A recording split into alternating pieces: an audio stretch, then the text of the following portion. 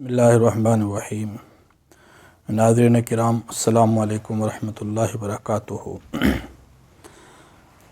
عالمی ادارہ صحت نے مدینہ منورہ کو دنیا کا سب سے زیادہ صحت بخش مقام قرار دیا ہے۔ رہائش کے اعتبار سے، صحت کے اعتبار سے مدینہ منورہ دنیا کے سب سے زیادہ صحت بخش مقامات میں سے پہلے نمبر پر ہے، اور بظاہر اس کی وجہ یہ قرار دی کہ جو عالمی معیار ہے صحت کے لیے، جو اصول وضع کیے گئے ہیں، ان اصول، ضوابط اور قواعد کے مطابق مدینہ منورہ کی آب و ہوا بنائی گئی ہے۔ یعنی وہاں کی تعمیرات، وہاں کی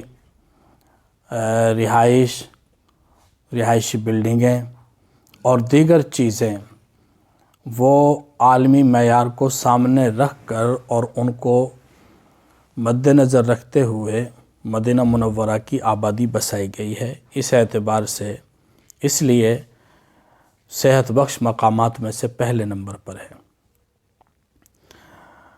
اور اس کا باضابطہ طور پر سرٹیفکیٹ بھی جاری کیا گیا ہے۔ مدینہ منورہ کے جو وہاں کے صحت کے وزیر ہیں، وزیر صحت ڈاکٹر توفیق الربیع، اور انہوں نے وہ محمد بن سلمان کے حوالے کیا۔ لیکن حقیقت یہ ہے کہ صرف عالمی اصولوں کو مد نظر رکھنے کی وجہ سے، عالمی معیارات کو سامنے رکھنے کی وجہ سے یہ چیز نہیں ہوئی۔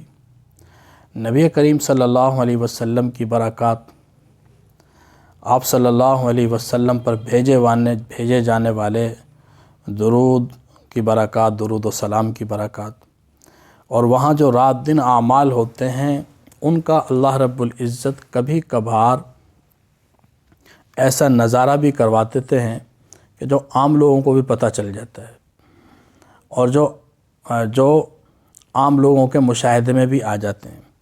باقی وہاں کی برکات وہ تو ہر وقت نازل ہوتی رہتی ہیں، اور اللہ رب العزت نے جو اس فضا کے اندر رحمتیں رکھی ہیں، برکتیں رکھی ہیں، وہ بصیرت والے اور باطنی آنکھوں والے تو ہمیشہ ہی محسوس کرتے ہیں۔ صحابہ رضی اللہ عنہم اجمعین نے جو زندگی گزاری، حضور صلی اللہ علیہ وسلم نے جو زندگی گزاری، اور ان حضرات نے جو قربانیاں دیں، آج تک ان فضاؤں میں ان کے اثرات موجود ہیں، اور قیامت تک وہ باقی رہیں گے۔ اس لیے صرف ظاہری اسباب کو اس کی وجہ قرار دے دینا مناسب نہیں ہے۔ ایک مسلمان کا اس بات پر یقین ہے کہ اللہ رب العزت نے جو دین حضور صلی اللہ علیہ وسلم کے ذریعے سے بھیجا ہے، وہ جس طرح باطنی بیماریوں کے لیے شفا ہے، اسی طرح ظاہری بیماریوں کے لیے بھی شفا ہے۔ تو اللہ رب العزت ہمیں صحیح معنوں میں اس دین پر عمل پیرا ہونے کی توفیق عطا فرمائے۔ وما علینا الا البلاغ۔